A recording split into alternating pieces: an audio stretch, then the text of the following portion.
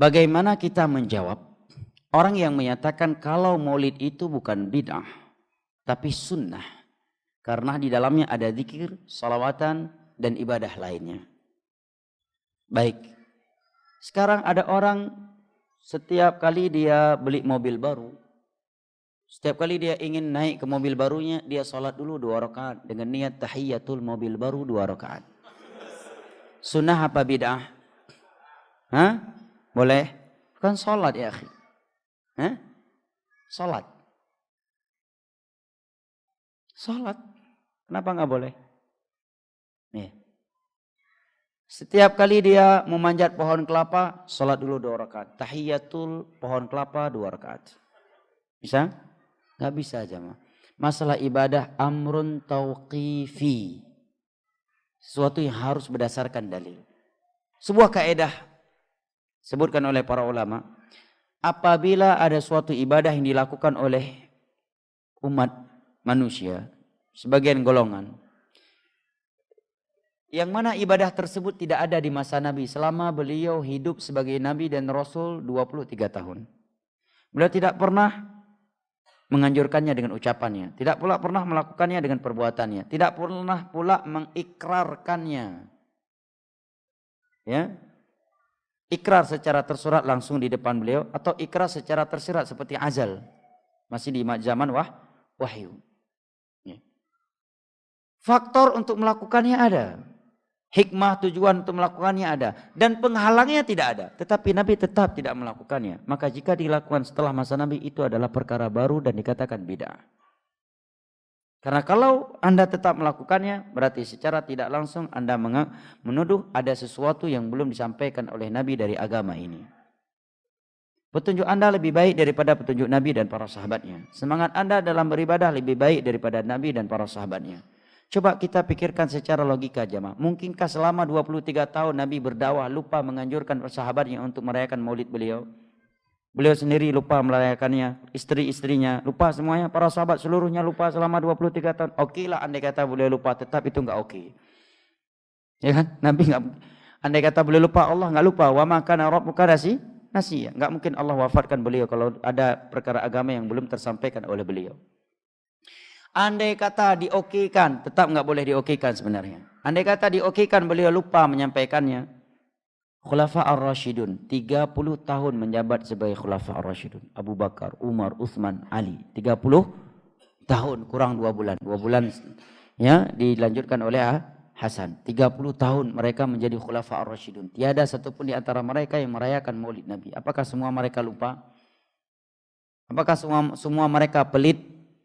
Hah? Tidak mau mengeluarkan uang untuk acara Maulid pelit tuh. Ya. Baik. Seluruh sahabat lain juga tidak.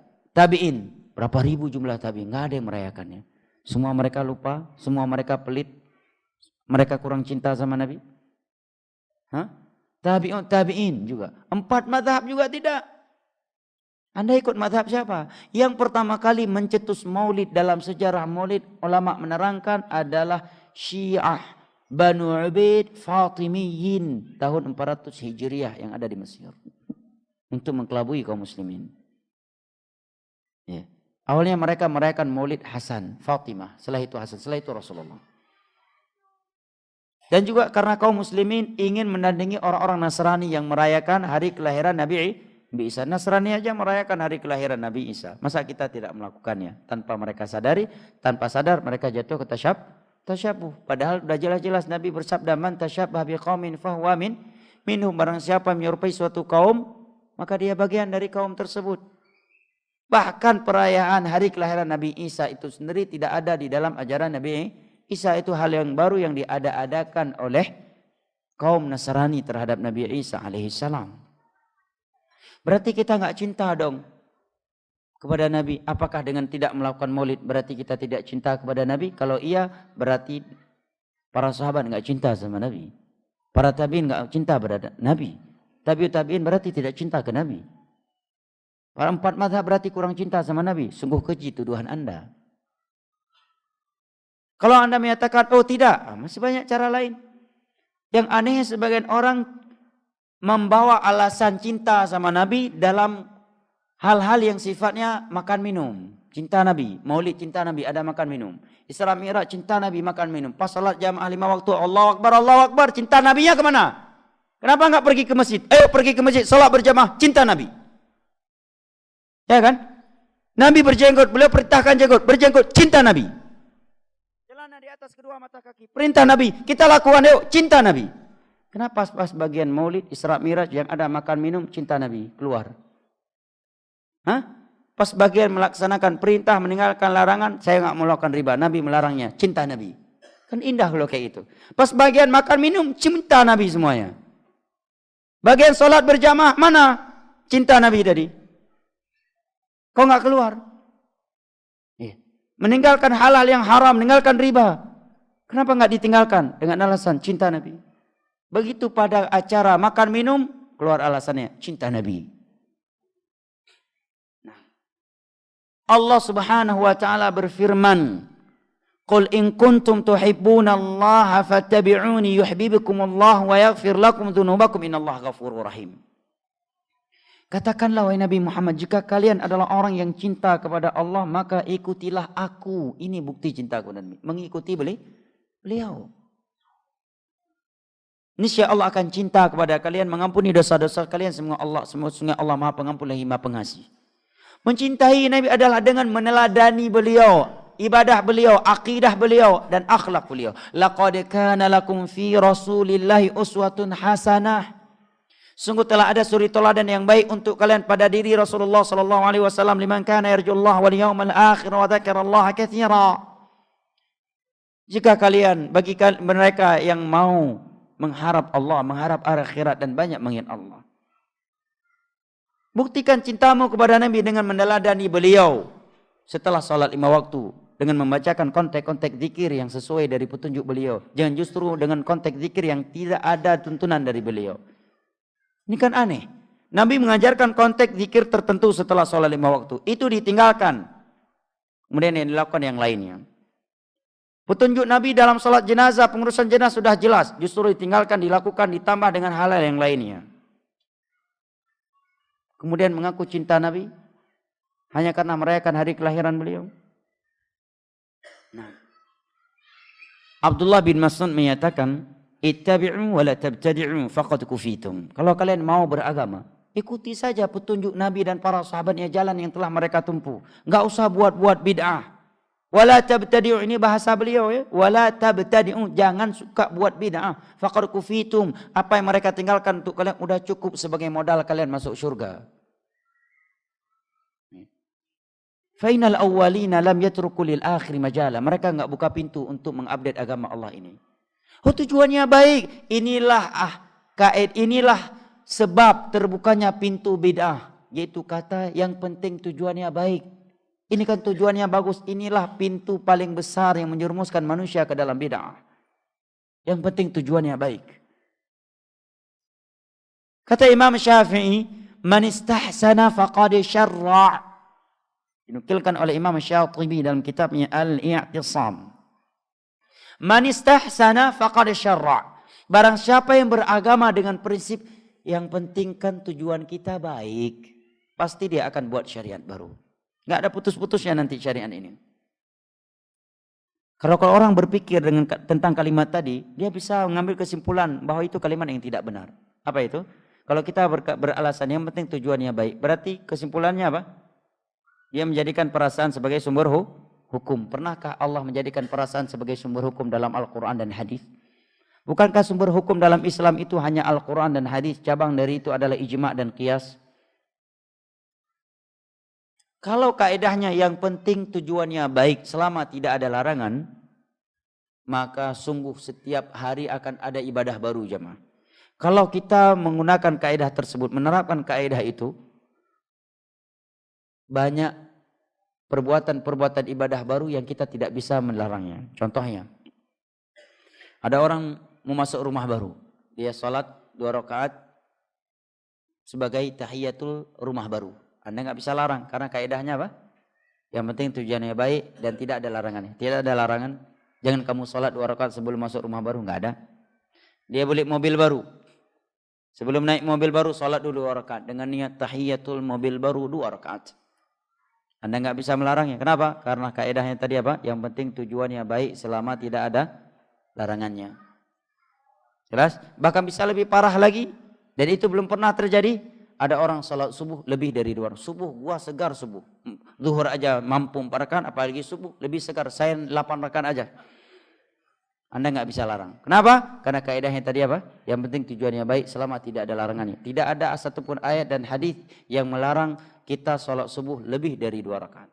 Tapi tidak ada yang pernah melakukannya. Kenapa? Karena Nabi tidak pernah melakukan lebih dari itu. Banyak lagi kekacauan jemaah. Contoh lainnya. Kekacauan yang terjadi, kehancuran yang terjadi gara-gara kaidah tadi. Yang penting tujuannya baik selama tidak larangannya. Contohnya, mungkin dengan contoh ini bisa sedikit membukakan pikiran sebagian orang. Doa atau zikir yang diajarkan oleh Rasulullah menjelang masuk WC apa? Allahumma jannibna syaitan wa jannibna syaitan ma razaqtana. Enggak. Itu setelah keluar WC. Menjelang masuk WC apa? Allahumma inni a'udzubika minal khubuthi wal khaba'ith. Itu doanya. Hadis Bukhari dari Anas bin Malik. Nah, sekarang ada orang datang masuk WC, dia ganti, dia enggak mau baca Allahumma inni a'udzubika minal khubuthi wal khaba'ith. Kata Nabi kan orang yang membaca doa ini ketika mau masuk WC, Allah butakan mata setan sehingga enggak bisa memandang aurat dia. Dia enggak mau baca itu. Dia bacanya Al-Fatihah. Bisa? Anda enggak bisa larang. Yang penting tujuannya baik selama tidak ada larangan. Dia mau masuk WC keboleh Al-Fatihah wa rahmatullah. Selesai baru masuk.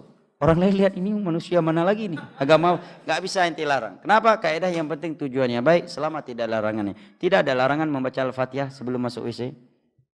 Betul? Ya. Yang satu lagi mau masuk WC bukan Al-Fatihah, salawat. Sallallahu. Udah selesai baru masuk WC. Menggantikan doa, Allahumma inni a'udzubika minal khubuthi wal khaba'ith. Kalau Anda menggunakan kaidah tadi, yang penting tujuannya baik, selama tidak larangannya, Anda nggak bisa menyalahkan dia.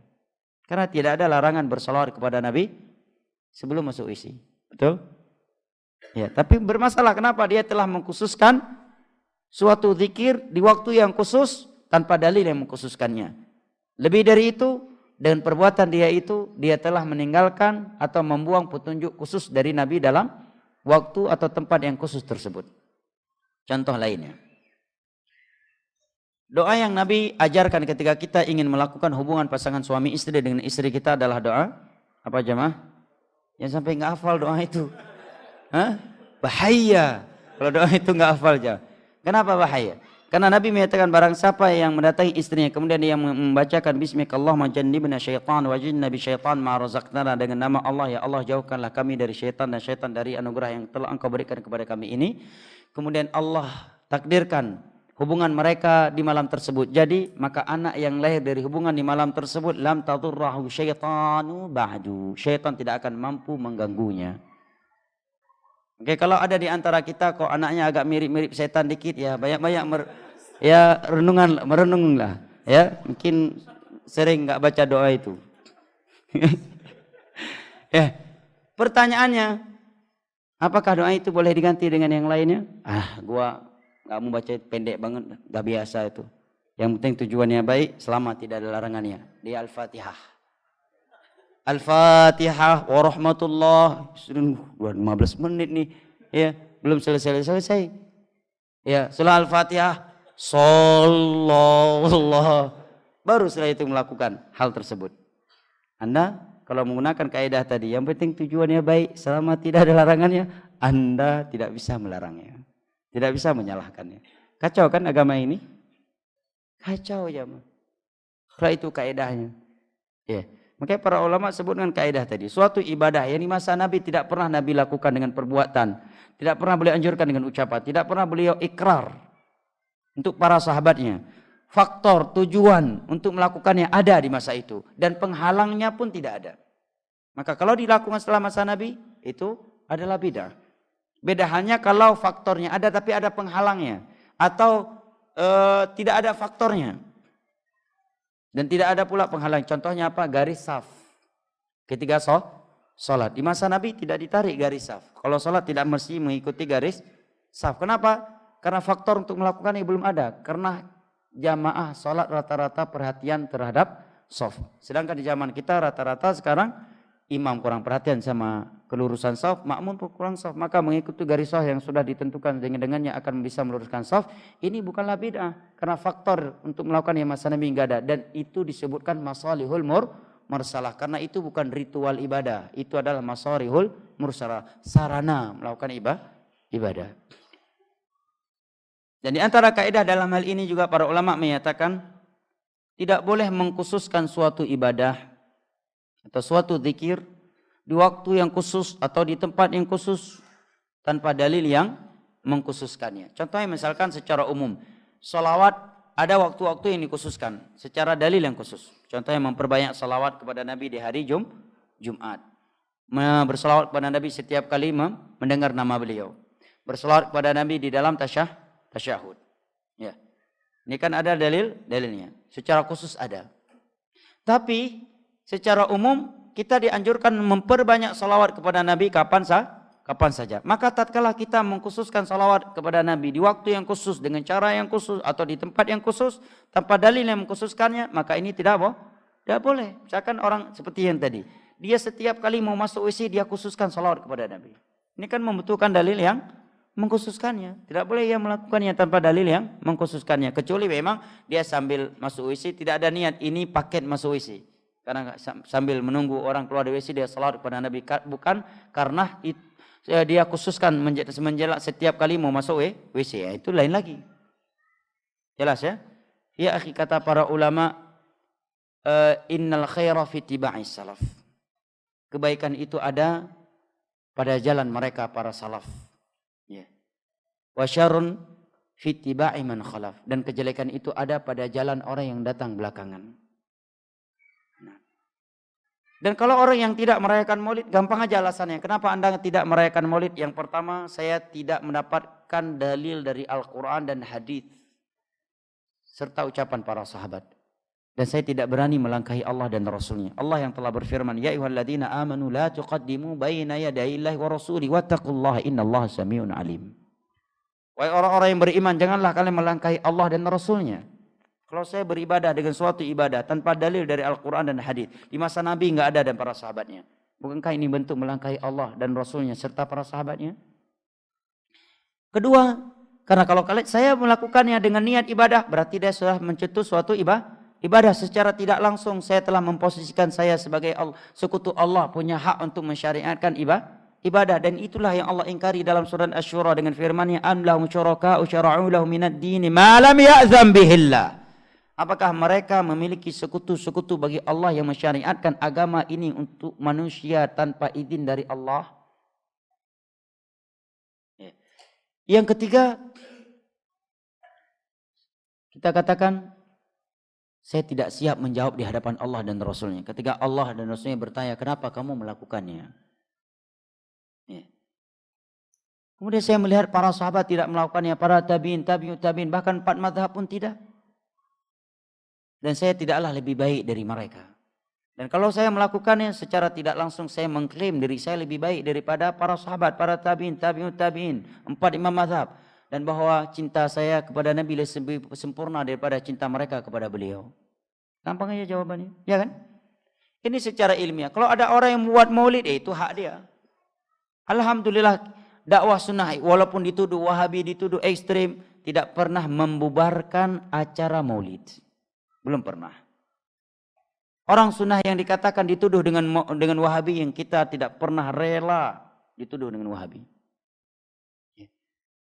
Tidak pernah mereka mempersekusi majelis maulid, enggak pernah. Ya kan? Tidak pernah merebut masjid yang di situ dirayakan maulid, enggak pernah. Tidak pernah membakar masjid yang di situ dirayakan maulid. Tapi tidak sedikit orang yang menuduh dakwah sunnah ini adalah Wahabi, ekstrim, mensyirikkan, membid'ahkan. Mereka mempersekusi kajian orang sunnah. Merebut masjid, ya, mencaci maki, mencela, membunuh karakter. Jadi siapa yang ekstrim? Siapa yang radikal? Naam, Allahul musta'an.